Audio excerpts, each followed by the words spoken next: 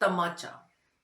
क्यों सिर्फ बाहर वालों के लिए ही अनुपमा की आवाज उठती है, तमाचे उठते हैं।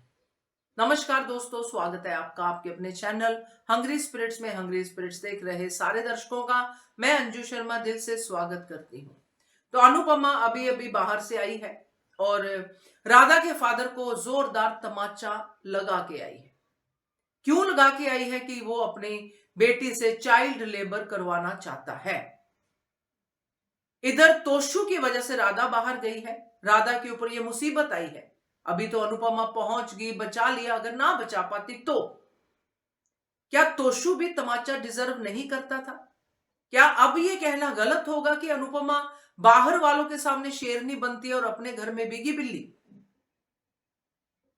क्यों नहीं अपने बच्चों को उसने इस समय, जो कि रिक्वायर्ड टाइम था, चाहे पहले कितने भी तमाचे खाए हों, इस मामले में जहां पे एक बच्चे की जो है गलत हो सकती थी, बच्चे की लाइफ की जो बड़ी गलती हो सकती थी, वहां पे तोशु को क्यों नहीं मारा तमाचा?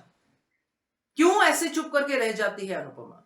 बात करते हैं। पहले वही निवेदन, जिन्होंने अभी तक चैनल को सब्सक्राइब नहीं किया है कर लीजिए, साथ में दोस्तों बेल आइकन दबाइएगा ताकि आपको हमारे वीडियोस के नोटिफिकेशन मिलते रहें।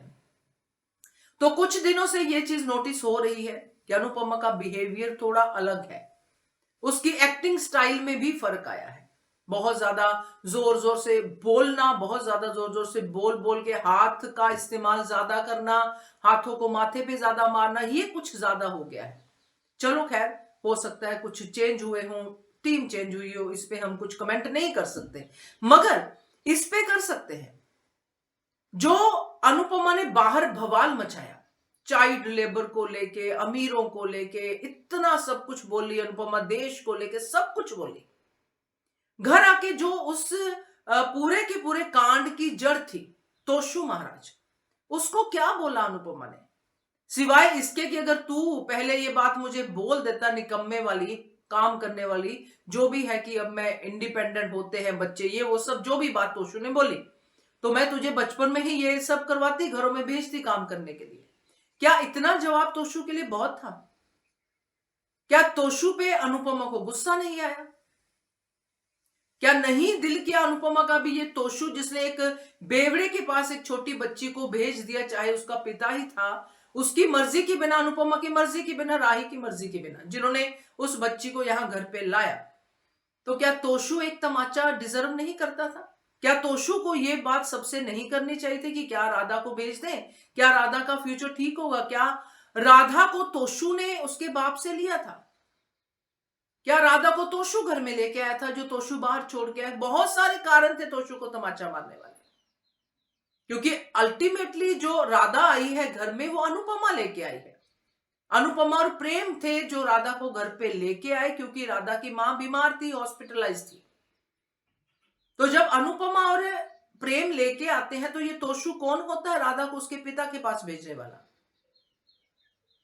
क्या ये सवाल अनुपमा ने तोशु को एक तमाचा मारने से पूछा नहीं कि किस हक से लेके गया भाई तू बाहर? और साथ में ये भी है दोस्तों कि जो मां अभी तक ठीक ही नहीं हुई है, जो मां कोमा में चली गई है राधा की, तो अनुपमा क्या सोच रही है राधा के बारे में कि राधा को अनाथ आश्रम छोड़ाएगी? क्या सोच के अनुपमा राही को भी मना कर रही है कि जिम्मेदारी मत ले? राही कौन सा पूरी उम्र की जिम्मेदारी ले रही है? जब तक उसकी मां कोमा में है तब तक की तो बात हो रही है। तो ये तो अनुपमा को पहले ही पता होना चाहिए था कि अगर कोई हॉस्पिटलाइज है तो कुछ भी हो सकता है, मर भी सकती है।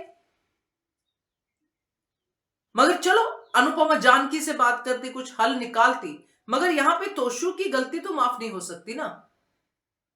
तो ये बाहर वालों के लिए ट्रीटमेंट अलग और तोशु के लिए ट्रीटमेंट अलग, ऐसा क्यों? क्या अनुपमा को ये पूरा पता चल चुका है कि ये बच्चे हैं मेरे, ये मेरे इन बातों से सुधरेंगे नहीं? तो हमारा क्या, ऑडियंस का क्या, जो अनुपमा के दो दो रूप देख रही है? तो ये थोड़ी बात मुझे डाइजेस्ट नहीं हुई कि तोशु सेम तमाचा डिजर्व करता था, क्योंकि तोशु ही था इस पूरे के पूरे मामले की जड़, और उसके पीछे पीछे उसके डॉली बुआ और उसकी पाखी। एक को पड़ता तमाचा तो इन तीनों पे मुंह पे पड़ जाता। तो मुझे तो ये बहुत ज्यादा हेल्दी सीन नहीं लगा। क्या कहते हो आप? इसके बारे में कमेंट कीजिएगा। देखते रहिए channel Hungry Spirits. Thank you so much. Subscribe to our channel by clicking the subscribe button. Click the bell button and enjoy the latest uploads from our channel.